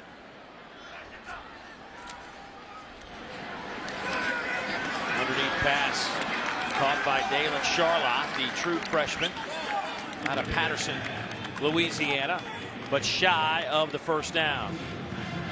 Charleston Southern gets Vanderbilt. That game goes about 7:30 Eastern time. We update Chad Kelly plunging into the end zone for the 2nd time as a runner to go along with 1 as a passer. 2-touchdown lead for Ole Miss. Hey to the Alabama fans, Ohio State tied with Michigan State in the 4th, guys. Thanks, Dory. I watched that flip by Chad Kelly. If that had been me, I'd be in traction in the hospital for months. Good to be young. Here's a scenario for Alabama. They will clinch the West, play Florida in Atlanta if Ole Miss loses that lead, although Ole Miss playing pretty good right now. So it looks like next week Alabama's going to have to come up with the win at Auburn in the Iron Bowl if they want to play for another SEC championship against the Gators. If that's the case, you know, for the 8th time they've met Florida in the championship game. Gators lead that series 4-3. It's been a while, you know. Yeah. They're all back-to-back years where it was the top 2 teams in the country, a de facto national championship game in the SEC title spot there, with typically the Gators or the Tide either going undefeated, the other one only with 1 loss, alternating victories. Obviously 08, the Gators getting the best of the Tide able to get it done in 09. Interesting that it's taken that long. You know, Alabama continued on. That was kind of the cornerstone of what's become a dynasty of sorts in this program. Meanwhile, you know, when Florida lost Urban Meyer, kind of muddied their way forward for a little while. They're able to find their way back to the East Division title.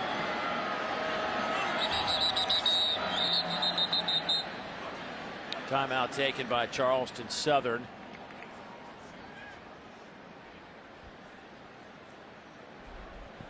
Timeout, Charleston Southern. Duke. There's the pitch on 1st down. Goes to Praise. He has lost the football. Who's going to come up with it? Well, he got popped right on the sideline. Adam Allen may have fallen on it. I believe that was Adam over there that got the football. Praise got popped right before he got out of bounds. Yeah, it was Ronnie Harrison. Got his shoulder in there right on the football. Came popping out. Got by Allen to get downfield and come up with the recovery. A nice gain for Charleston Southern.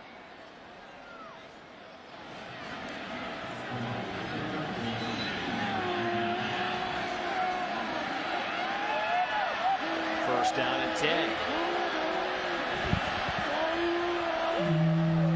The deepest they've been in Alabama territory.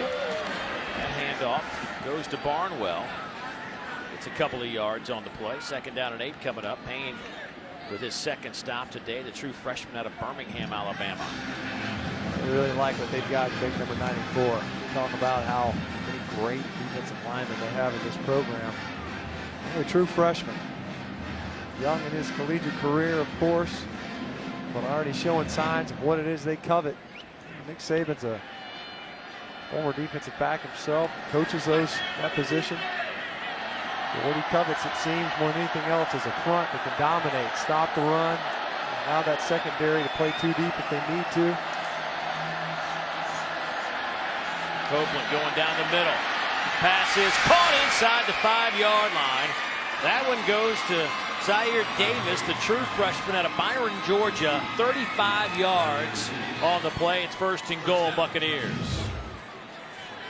Nice ball from Copeland, who, as we mentioned earlier, He's not the thrower of the two, Austin Brown, but a beautiful pass. Davis rather did a good job of being right there in front of Jabril Washington.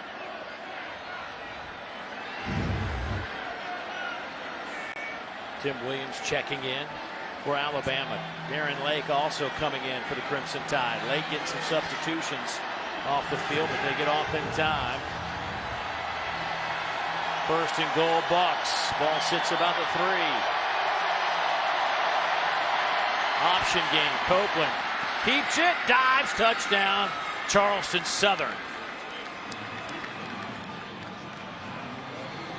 The Bucks able to finally get it into the end zone. Nice drive. See that to open up the fourth quarter. Copeland faking the pitch, angling his way towards the end zone. You can tell from that angle. Close enough. Yeah, I believe it is.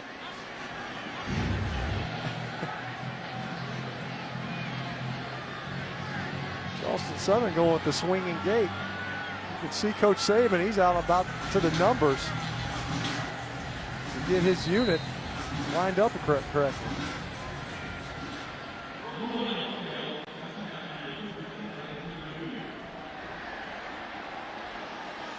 I guess they didn't have their audio turned up when I said it was close enough. I agree, though. I think it's close enough. I think he got in. If nothing else, hey, if nothing else, the guy's been getting hammered all game. He certainly earned it. Right. It hasn't been for a lack of trying. Yeah, to me it looks like it's hard to see if his left knee was down. It's kind of obscured with some of the other players, but it's hard to tell. The ball was in his right hand, and he was definitely reaching it forward.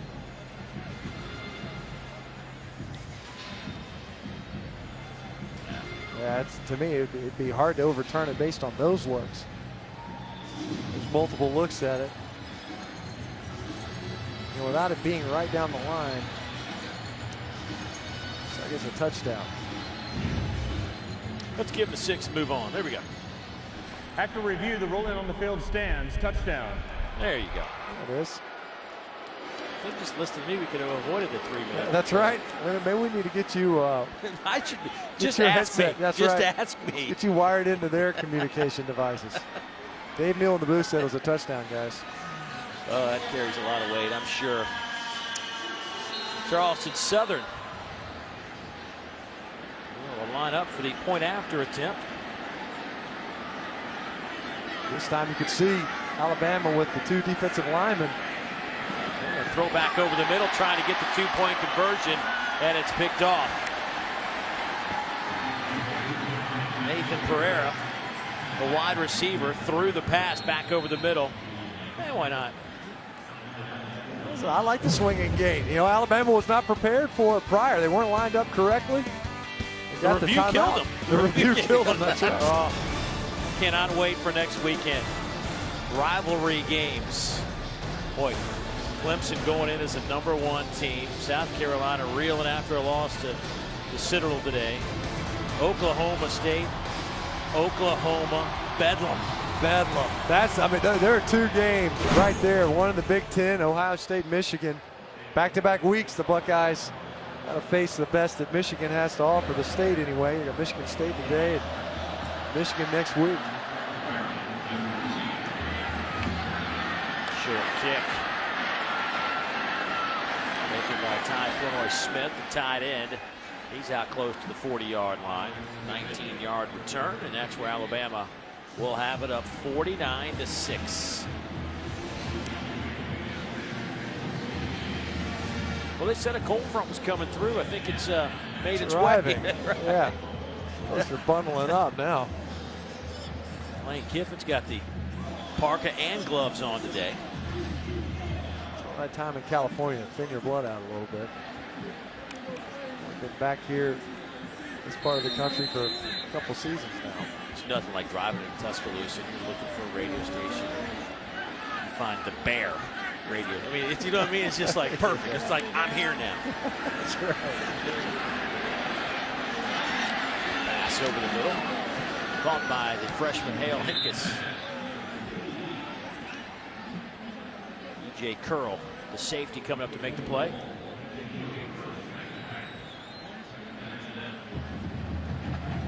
Cooper Bateman has gone the distance since he took over for Jake Coker. About 6 minutes to go in the second quarter. Derrick Henry, by the way, finished his day with a couple of touchdown runs. 9 carries, 68 yards. Damian Harris, Bo Scarborough have done most of the running of the football since then. Like what we've seen out of the backups there at the running back position. See that the next generation of runners be able to come in here and carry the mantle that's already been set by their predecessors. Derrick Henry getting stronger as the season rolls on. That said, though, especially without Kenyon Drake, always good to get some other guys some touches at that running back position.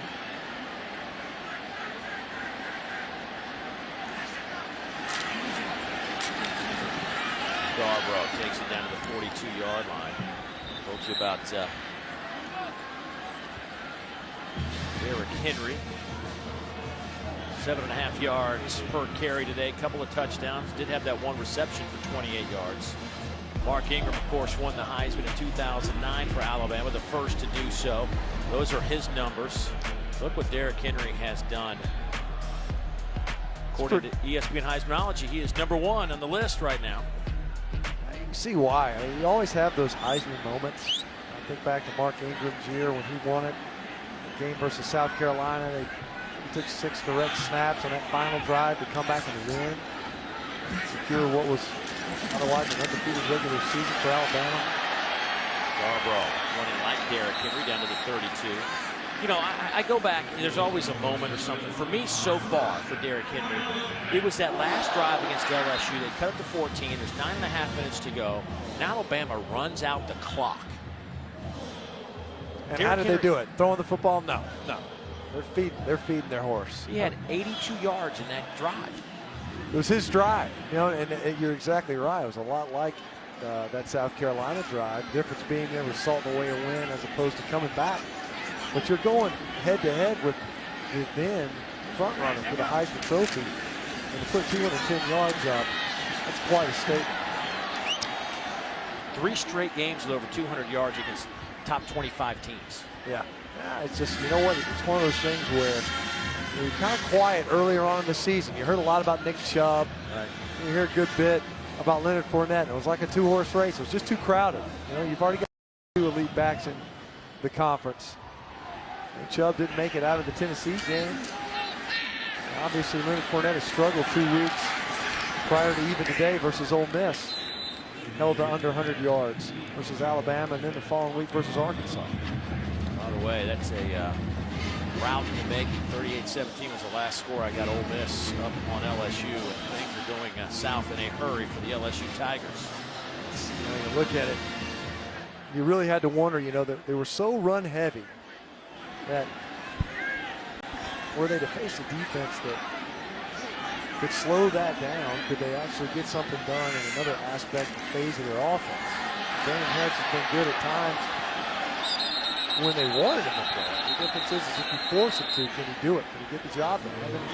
Look at Arkansas. They were a run-heavy team, and they start throwing it around a little bit. They get some receivers healthy. Brandon Allen's shown that he can throw with anybody in this league. They've kind of changed a little bit, still run dominant. Oh, yeah. But their pass game makes them a viable team now. They're very balanced this year. You know, Dan Enos, I think, he did a really good job. I mean, we were talking about this too. They had the luxury of a bye week after losing to Alabama. They came in here, played well through about 3 quarters, but you come out of playing this team and this defense is different. You don't view yourself the same way. It kind of skews it. They had that bye week, they're able to get a victory over Auburn the following week afterwards.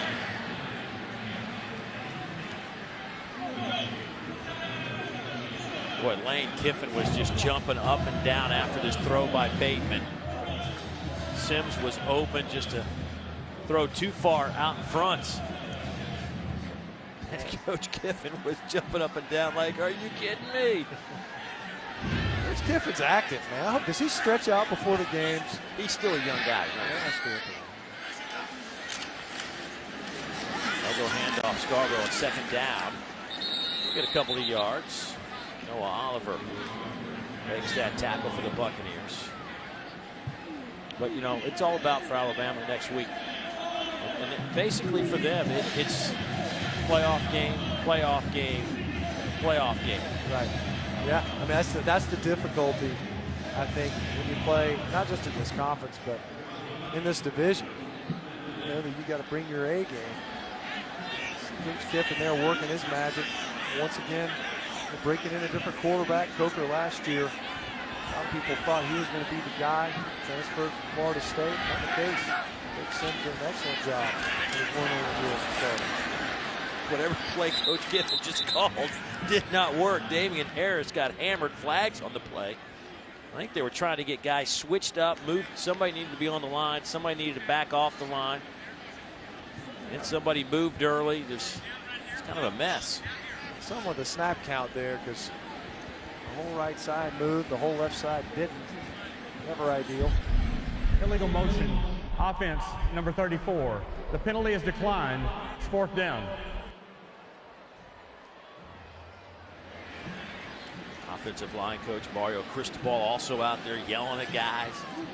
It may be 49-6, but these guys are still coaching them. Mario Cristobal's another name that's kind of floating around. His alma mater, Miami. That job's one of the many that are open and looking for a new head coach. Replacing Al Gold. Everybody else down there has jackets on except Mario Cristobal. I love it. On 4th down, here comes Alabama going for it. Over the middle, pass is caught. That'll be a 1st down around the 5-yard line. That goes to Cam Sims. 17 yards on the pickup, but it's quite obvious they're trying to get Sims some rhythm here. Yeah, it was one of those guys, as you mentioned, the coaches wanted to get involved, wanted to get more out of him, getting him some targets, some looks. Cooper Bateman was a little bit off on the earlier throw when he rolled out. Just outside the grasp of an outstretched Cam Sims, that time able to come up, make the catch in traffic.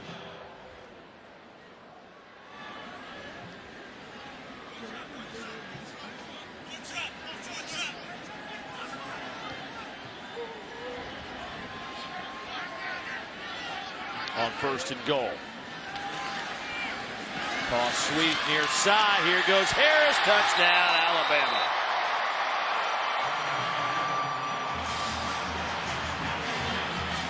His first career touchdown as a member of the Alabama Crimson Tide. Well, we've said we like that next generation of ball carriers for Alabama. You know, typically they have 2. When you look at them making the runs, it's Mark Ingram, it's Trent Richardson, it's Eddie Lacy, E.J. Yeldon. This year it's largely been Derrick Henry. J.K. Scott, who was an excellent field goal kicker in high school, missed a field goal, gets a shot here, their punter, and he will split the uprights in the point after. Damian Harris, future looks bright. He and Bo Scarborough are on display here against Charleston Southern. In my opinion, is the best one in the country. There's Jim McElwain and his Florida Gators struggling today. Maybe Cyrus Jones might sneak into that special teams Saturday today too. That's right. I liked your coordinator of the year, Derek Mason, the head coach at Vandy, taking over the defense. What a job they've done. By number 15, he's done a tremendous job. I mean, he really has. 35-yard line, 1st down. You could see it changing at the end of last year when he took over the reins on the defensive side of the football. I love what Derek Mason's done this year. All right. Time out on the field. Back to Tuscaloosa in a moment. And Dari, amazing. A moment ago when they announced the score here, the crowd's reaction was like Alabama just scored the winning touchdown against Auburn. That's right. They were fired up. I mean, people were calling loved ones. They were very excited. Still dancing. Either that or they're still just so fired up after Cyrus Jones' punt return.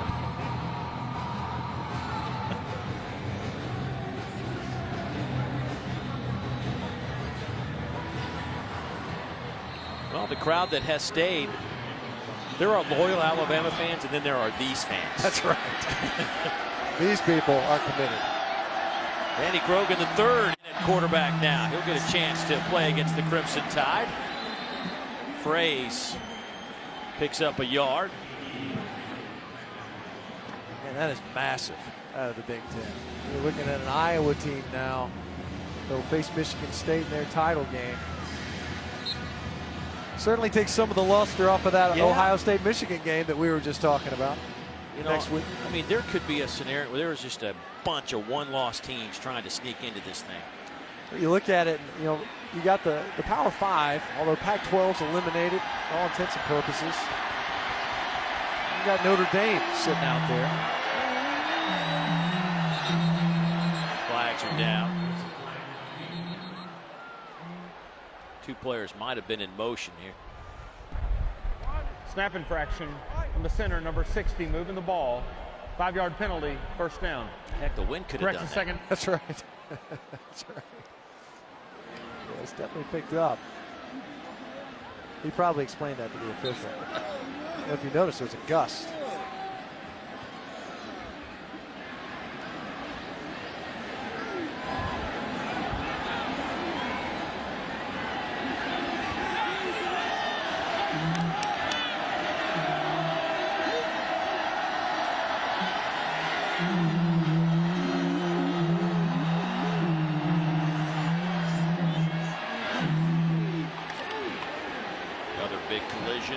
Short of the original line of scrimmage. Fraze getting some work today. You look at the way Alabama played in this game. There were no 10 horns in this game, not this time around. It was nothing running down anything of the sort. They prepared, came into this game knowing what it is. They understand the situation. Senior day, obviously an FCS opponent, a very good FCS football team, but those are certainly two totally different fields, really. Although, evidence to the contrary being today, a couple of teams knocking off an SEC squad.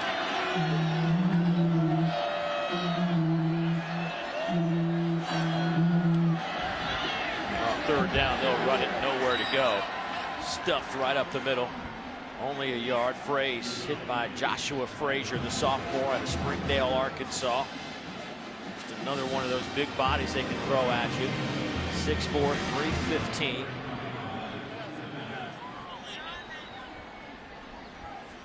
I'd like to see the guy who could throw that body. I think A'Shawn Robinson could probably. Maybe Jaron Reed. You know, we saw A'Shawn jump over a lineman last week. That's right. Yeah. Yeah, I mean, that guy's, I think we saw him do a couple of back handsprings earlier. He said he started dunking the basketball in 9th grade and can still dunk. I believe that.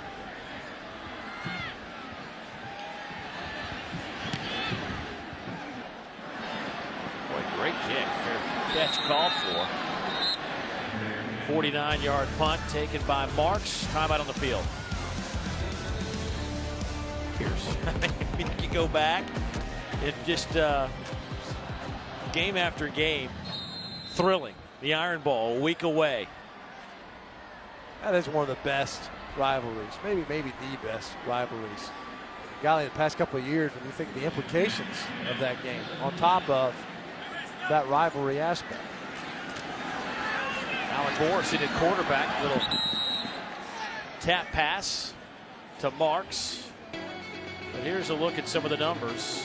Alabama leads the series by 8. I like that last line. When Alabama's 1 or 2, they have won 13 of 16. But what's amazing is they've played 16 times as the number 1 or 2 right, team. That's right. It is unbelievable. And it goes back to what Coach Saban was talking about, and well beyond even Coach Saban's tenure here in Alabama. They expect to be in and around that championship conversation.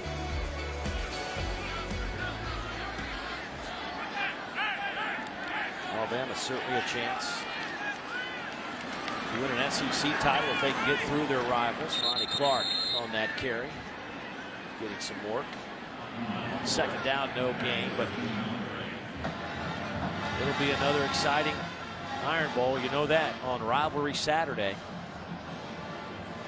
It's one of those games, regardless of how the season has gone for either team, both fan bases pointing to that one. That's true for a lot of programs, of course, but especially for those two, Alabama and Auburn, both of them of late anyway, finding ways to represent the West Division. LSU being the only other applicant for that. 80th meeting between those two schools, a week away. That goes to Gore again.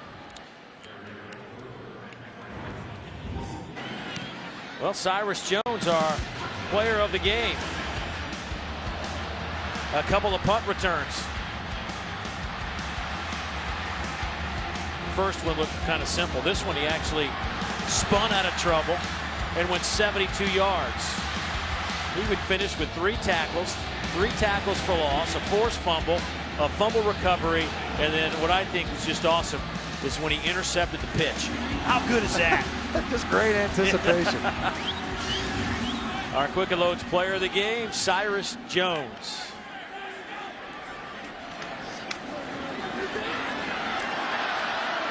There goes Ronnie Clark. You know, he's a light running back. He's 6'2", 230. That's right. Yeah, you look at that guy. God, 6'2". Unbelievable. Just the size of these ball carriers for Alabama. That may do it. Crimson Tide. Looks like that Nick Saban's going to take his headset off, walk across the field, and that will put an end to this one. Charleston Southern will head to the FCS playoffs. Alabama will head over to Auburn. The Crimson Tide win it 56-6. The Crimson Tide go to 10-1. Charleston Southern drops to 9-2. Let's go downstairs to Casey. Coach, you talked about all week how important it was for this team to keep focused. How do you feel like they did that today? I'm pleased with the way we played in the game, really. And, you know, you like to keep momentum. So it was good that our players played. A lot of guys got to play. I'm happy with the way we competed in the game. Another dominant performance for your defense. Where can they continue to get better? Well, we're going to be challenged, every week, and we got to make a lot of adjustments. And I'm happy about the way our guys play today, and hopefully we can continue to build on that. And you're talking about building that momentum. A big week for you guys next week with the Iron Bowl. How do you prepare for Auburn? The Iron Bowl is one of the biggest rivalries. We have a lot of respect for those folks, and we're going to have to play really well on the road to get it done. And hopefully we can take some things that we did today and improve on it. Thanks so much, Coach. And guys, I'm down here with Cyrus Jones. Cyrus, what a day for you on Senior Day. What does this moment mean to you? It means the world, man, just to come out here. My last game in Bryant-Denny has been a long, enjoyable 4 years, and I just treasured this experience, and it just felt good to get out there and make some plays in my last game.